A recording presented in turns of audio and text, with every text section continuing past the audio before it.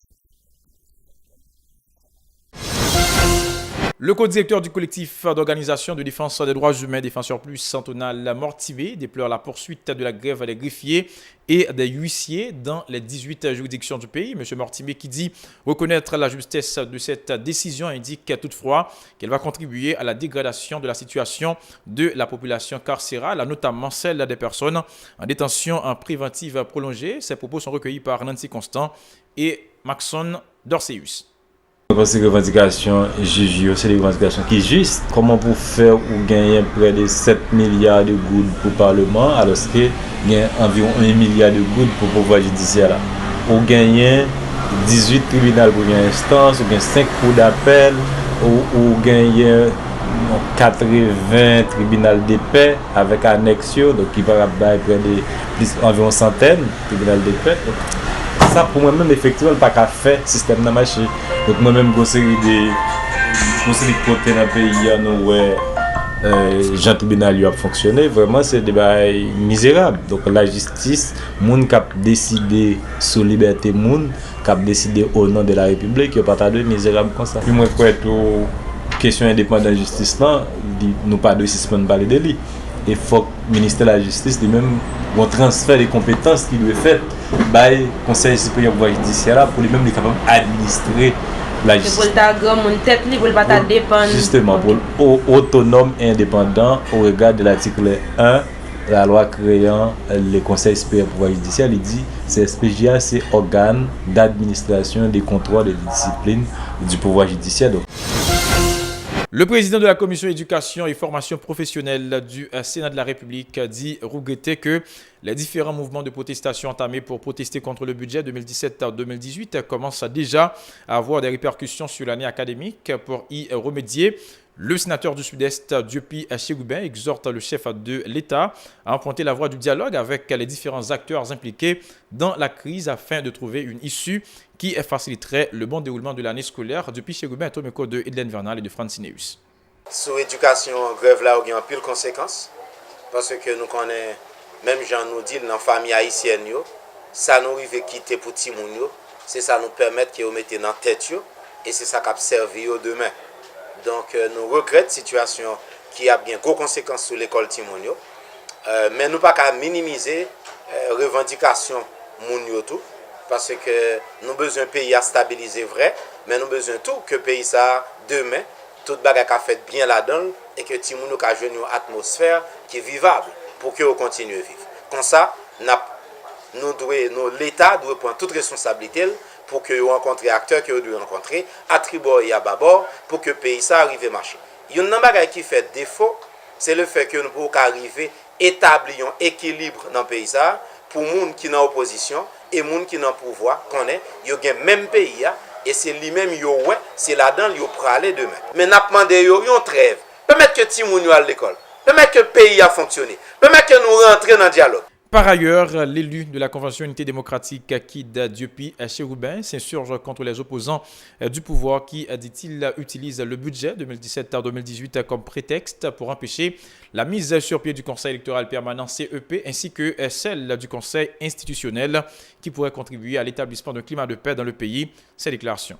À un certain niveau, son prétexte lié. Prétexte pour le gouvernement ça pas enfoncer dans mettre conseil constitutionnel sous pied pour mettre en classe un groupe de honnête pour dire perdre du pouvoir pour 50 ans bagaille que m'attendait dans les coulisses. Prétexte pour le gouvernement ça pas courir à monter conseil électoral permanent et puis dans façon où le faire là ça pas faire mon plaisir et puis pour dire un groupe moun cap de yo à jamais. Moi m'a dit en politique il y a les non dit. Et même yon moun kap bay yon interview kon paquet de bagay ou pas osé dire parce que un homme d'état faut toujours gon réserve que ou gagne. Et m'a dit il y a autant de sénateurs qui sont conscientisés autour de la question, qui comprennent l'importance li, mais qui comprennent tout niveau de démagogie qui traverse ça qu'a fait yo, et qui comprennent tout niveau de prétexte que vous prend là-dedans et nous conscients à réfléchir en homme d'état. Et nous dit que les bonnes décisions seront prises et bonne note est prise, mais nous avons demandé une trêve. Autre nouvelle, le président de la commission intérieure et collectivité territoriale du Sénat, Francineus, dit appuyer l'arrêt de travail qui observe depuis lundi matin une quarantaine de cartels municipaux dans le grand nord du pays. Les grévistes contestent le fait que l'enveloppe affectée au fonctionnement des mairies soit placée sous l'autorité des parlementaires. L'élu de la plateforme En Vérité souhaite que les députés travailleront en partenariat avec les conseillers municipaux de leur commune ou circonscriptions respectives en vue d'obtenir des résultats susceptibles de développer les communes. Les propos de Francineus sont recueillis par Edlen Vernal et Francineus. Pas qu'on ait stratégie et bataille et maire ça et sauf que quoi il y a raison et ce question il y a pas de raison parce que et pas gain comme là et budget pour collectivité non il y a raison parce que comme qui dans budget pour collectivité vraiment il pas passé par collectivité pour dépenser et moi-même moi connais il y a 1 million de gouttes pour chaque section communale. Gagner entre 7 millions à 10 millions de gouttes pour chaque commune et gagner 75 millions de gouttes pour chaque département. Et ni département, ni section communale, là, ni commune, c'est collectivité territoriale que vous avez. Et moi-même, en tant que président et commission intérieure et collectivité territoriale, moi toujours déploré immixtion et députés et sénateurs là, et gestion comme ça. Et je pense que si Mario yo vraiment a protesté et pour question ça et nous-mêmes en tant que président de la commission nous porter appui une baio. Les responsables de l'université privée Quisqueya ont organisé lundi à Port-au-Prince une conférence débat autour des enjeux du budget 2017-2018, objet de nombreuses controverses au niveau de plusieurs secteurs de la vie nationale. Une initiative visant à sensibiliser tous les acteurs à la nécessité d'encourager les débats sur l'étape d'élaboration du projet de budget, donc avant son adoption par le Parlement. Les panélistes déclarent ne pas comprendre le déficit de communication de l'équipe au pouvoir sur la loi de finances, principal instrument dont dispose le gouvernement pour la mise en place des politiques publiques. Le professeur Jacques Lumorc est recteur de l'université Quisqueya. Cette activité a été l'occasion pour des économistes d'exprimer leur point de vue sur la loi de finances et les controverses qu'elle suscite au niveau de plusieurs secteurs du pays. Selon eux, le prélèvement des taxes pour s'acquitter notamment du service de la dette et la faible croissance économique du pays ne facilitera pas la mise en application du budget. Suivez un extrait de l'intervention de Christian Farel, la PDG de groupe Croissance SA, et de Pierre-Marie Boisson, responsable de la Sogesol. Sur les 87 milliards de gouttes de les dépenses de fonctionnement, notre République de Port-au-Prince va contrôler 80 milliards de gouttes. Il restera 5 milliards de gouttes pour les 9 autres départements. Sur les 58 milliards de gouttes, l'Ouest prendra à peu près 13,7. Et il y aura très peu de départements à avoir plus que 2 milliards de gouttes d'investissement. Lorsqu'on parle de Port-au-Prince, ou du moins du département de l'Ouest, c'est une très mauvaise chose également. J'ai pris les annexes du budget et j'ai pris tous les projets pour les 145 communes et les 10 départements. Nous allons voir pour le département de l'Ouest que Port-au-Prince a pris la plus grosse part du gâteau. Il va y avoir 57 projets dans le département de l'Ouest et il y a des communes qui ne sont même pas notées avec des projets spécifiques dans le département de l'Ouest. Et je prends un cas intéressant, ce sont tous les projets du département de l'Ouest. Et si vous allez dans la commune de Cité-Soleil, vous regardez les projets qui seront exécutés. Construction d'infrastructures socio-communautaires au RAP Jérémy à Cité-Soleil. Mais Jérémy a dit que ça a fini déjà. Réhabilitation de la route 9, construction de 2 nouveaux ponts pour la rivière Grise au niveau de la route nationale numéro 1. Cette route, c'est pour nous dans la salle qui allons le dimanche à la mer. Construction du parc sportif de Cité-Soleil, là il y a un problème. 2 millions de routes pour construire un parc. Maintenant, ce sont les problèmes de Cité-Soleil. Pas de problème de groupe, pas de problème manger et l'école, pas de problème de santé. Donc c'est la déconnexion qu'il y a entre le budget national et le budget municipal. Coup d'œil dans l'actualité internationale, la Corée du Nord semble prendre très au sérieux la menace de Donald Trump il y a quelques jours de la détruire totalement si cela se révélait nécessaire. Les dirigeants nord-coréens estiment avoir tous les droits de prendre des contre-mesures. Sur ce reportage avec Euronews. L'escalade verbale se poursuit entre la Corée du Nord et les États-Unis. Après avoir qualifié Donald Trump de personne dérangée, mégalomane ou de gangster, le chef de la diplomatie nord-coréenne a accusé ce lundi le président américain d'avoir déclaré une guerre à son pays. Donald Trump, qui multiplie également les salves sur Twitter, avait menacé quelques jours plus tôt de détruire totalement la Corée du Nord si ce pays attaquait les États-Unis. Depuis que les États-Unis ont déclaré une guerre à notre pays, nous avons tous les droits de prendre des contre-mesures, y compris le droit d'abattre des bombardiers stratégiques, même s'ils ne se trouvent pas encore dans l'espace aérien de notre pays.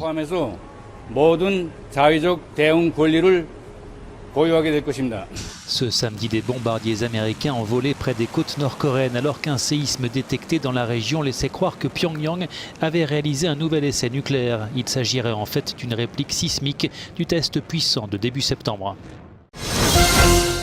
En Allemagne, à présent, la chancelière qui est partie pour un 4e mandat cherche des partenaires de coalition pour diriger. Les libéraux du FDP, les Verts, sont sur sa liste, tout comme le SPD, qui a déjà exclu de gouverner à nouveau avec les conservateurs. Suivez ce reportage avec Euronews. C'est une victoire au goût amer pour les conservateurs allemands. La CDU d'Angela Merkel a obtenu 33% des suffrages lors des législatives, soit son plus mauvais score depuis 1949. Quasiment 10 points de moins par rapport au précédent scrutin, il y a 4 ans. Certes, Angela Merkel conserve les clés du pouvoir, mais pour gouverner, elle va devoir trouver plusieurs partenaires de coalition. Nous allons bien évidemment chercher à discuter aussi bien avec les libéraux du FDP qu'avec les Verts. Et j'ajouterai aussi le SPD, car il est important, je crois, que l'Allemagne se dote d'un gouvernement fort et stable. J'ai entendu les déclarations du SPD, mais nous devons malgré tout rester en contact. Grand perdant de la soirée électorale, Martin Schulz, le leader du SPD, a lui d'ores et déjà exclu de gouverner à nouveau avec les conservateurs. Le SPD, qui perd 40 sièges au Bundestag, rejoint les bancs de l'opposition et veut entamer son renouveau. Une défaite aussi amère nécessite une complète rénovation. Sans le soutien des sociodémocrates, c'est donc naturellement vers les libéraux que la chancelière allemande va se tourner. Avec près de 11% des voix, le FDP, ancien partenaire de coalition des conservateurs, fait son grand retour au Parlement. La chancelière va également chercher l'appui des Verts en légère progression avec près de 9% des voix. Le leader du parti a fixé une priorité, la lutte contre le nationalisme. Le compas du prochain gouvernement doit s'orienter vers l'Europe et non pas vers le populisme. C'est notre mission après cette élection. La difficulté pour la chancelière allemande sera d'aplanir les divergences entre les partenaires potentiels de la future coalition, des divergences parfois profondes en matière d'Europe ou d'environnement. Les tractations pourraient durer plusieurs semaines. Mesdames et messieurs, c'est ici que prend fin cette édition de nouvelles. Je vous invite à rester branchés sur la télévision Pacifique pour la suite de sa programmation.